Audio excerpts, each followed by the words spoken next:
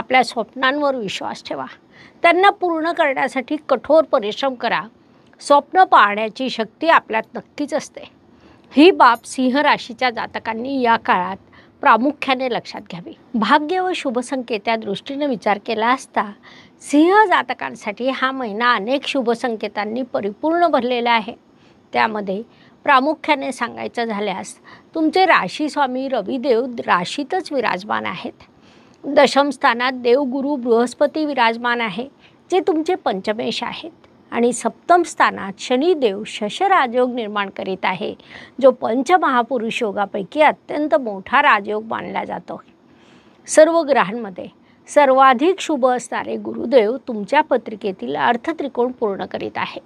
जेव्हा आपण विचार करतो की गुरु हा एवढा शुभ ग्रह का, तेव्हा स्पेस सायन्समध्ये देखील त्याचं उत्तर आपल्याला मिळतं.